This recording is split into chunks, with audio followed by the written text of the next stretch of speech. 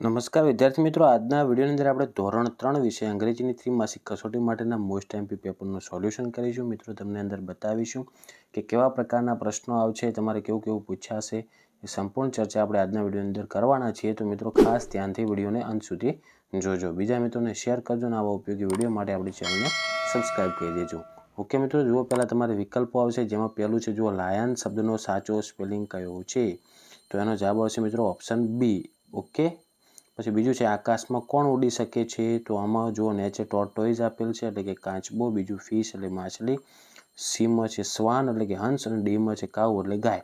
તો કોણ ઉડી કે આકાશમાં? તો હંસ ઉડી કે હંસને શું કહેવાય? શ્વાન. તો ઓપ્શન સી આવશે.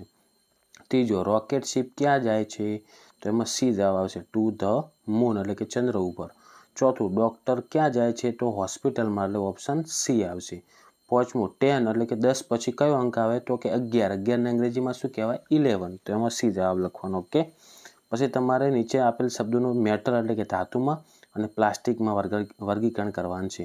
તો જો આયરન એટલે કે લોખંડ નેઇલ, તો એ શું થઈ ગયું? ધાતુમાં લખવાનું. તો આપણે જો એ શબ્દો આપેલા હશે એનો આવી રીતનું તમારે ધાતુમાં અને પ્લાસ્ટિકમાં લખી નાખવાનું. ઓકે, પછી આગળ જુઓ WH શબ્દનો ઉપયોગ કરીને સંવાદ પૂરો કરવાનો છે. ધારો કે ઓપ્શન પહેલું છે ખાલી જગ્યા ઇઝ યોર નેમ, તો એમાં આવશે વોટ, કારણ કે વોટ ઇઝ યોર નેમ. બીજું છે ખાલી જગ્યા ઇઝ હી, તો એમાં હુ આવશે, WHO. ત્રીજું ખાલી જગ્યા ડઝ અ ટીચર ગો, તો એમાં વેર આવશે. ચોથું ખાલી જગ્યા સેલ્સ ફ્રૂટ્સ, કોણ ફળો વેચે છે? તો કોણ કહેવા માટે હુ આવશે, WHO.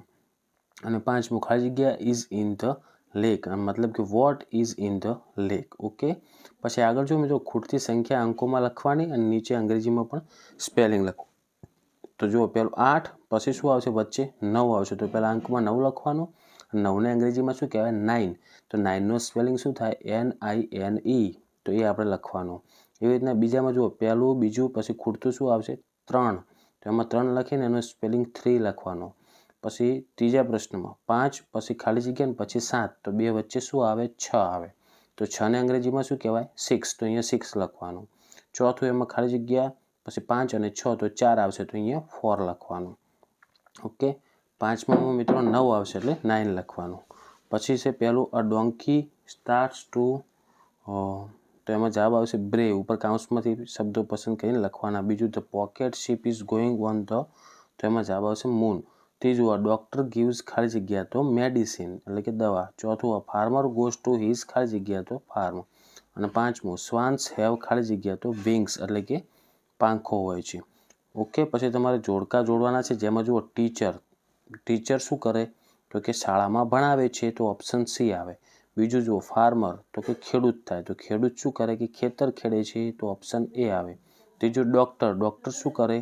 તો કે દવાઓ આપે, તો ઓપ્શન બી આવશે. ચોથું શોપકીપર એટલે કે દુકાનવાળો શું કરે? તો ઓપ્શન ઈ જવાબ આવે, દુકાનમાં વસ્તુઓ વેચે છે. અને પાંચમું છે ફ્રૂટ સેલર એટલે ફળો વેચવાવાળો શું કરે? તો કે ફળો વેચે છે, એટલે ઓપ્શન ડી આવશે. ઓકે મિત્રો, તો આ થઈ ગયું આપણે ધોરણ 3ની આ MP પેપરની એકમ કસોટી. તો આશા રાખું છું મિત્રો કે વિડીયો તમને ઉપયોગી બન્યો હશે. તો વિડીયોને લાઇક કરો, બીજા મિત્રોને શેર કરો અને આવા ઉપયોગી વિડીયો માટે આપણી ચેનલને સબસ્ક્રાઈબ કરજો. હવે મળીશું મિત્રો આપણે નેક્સ્ટ વિડીયોમાં. Thank you so much for watching my videos. Thank you so much.